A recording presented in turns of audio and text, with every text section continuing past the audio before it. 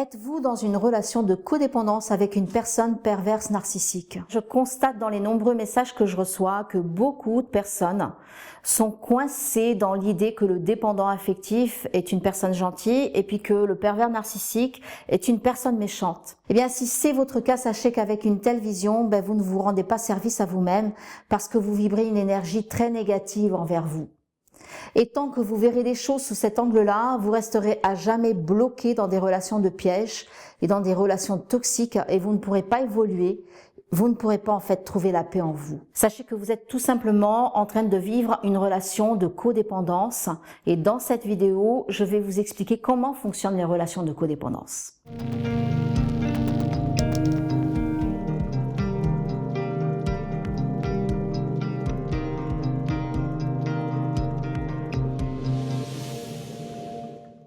Bonjour, je suis Christina Marquet, je suis psychopraticienne spécialisée en dépendance affective et relations de couple. Alors d'abord, sachez que tout le monde vit de la dépendance affective, que tout le monde vit des relations de codépendance.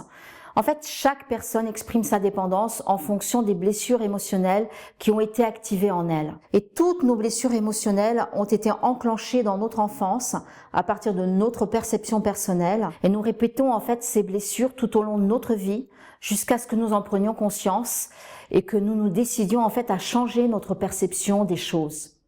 Certaines personnes souffrent davantage dans leur relation parce qu'en fait elles ont un degré de dépendance qui est plus élevé. Mais nous vivons tous un jour ou l'autre de la dépendance et de la souffrance dans nos relations.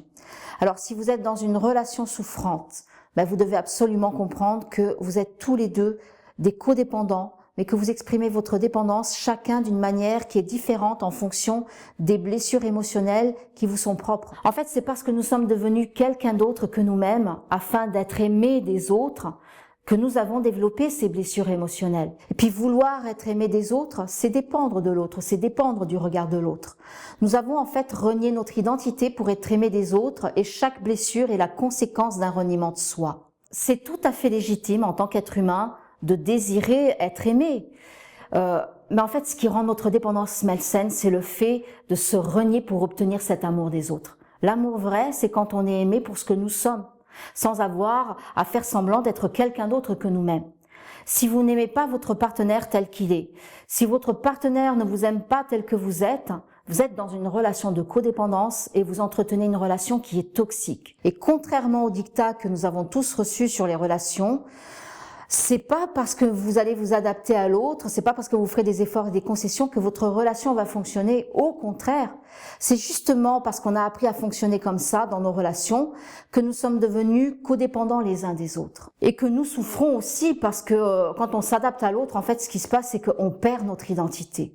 Alors, on a tendance à identifier la personne qui est dépendante affective comme étant quelqu'un de gentil parce qu'elle est en position de faiblesse et puis le pervers narcissique, il est quelqu'un de méchant parce que lui, il est en position de force. Il faut comprendre en fait que ces deux personnes, elles s'attirent pas par hasard. Leurs âmes ont choisi de venir vivre cette expérience ensemble ici sur Terre pour leur permettre d'évoluer mutuellement. Alors, comment est-ce qu'une personne dépendante affective peut évoluer dans ce genre d'expérience? Bien, tout simplement en ayant l'audace de reprendre le pouvoir de sa vie.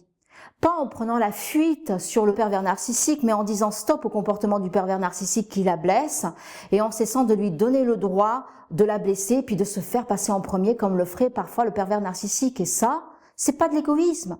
Se faire passer en premier, c'est s'aimer. En fait, le pervers narcissique est un cadeau qui permet à la personne dépendante affective de s'affirmer et de faire cesser l'abus sur elle. Fuir un pervers narcissique ne réglera pas la cause de votre souffrance et ce n'est pas comme ça en fait que vous cesserez d'en attirer à vous. Au contraire, c'est en cessant de faire la victime et en osant lui retirer le pouvoir qu'il a sur vous que vous dites stop à son comportement. Par votre attitude, vous contribuez à sa propre évolution.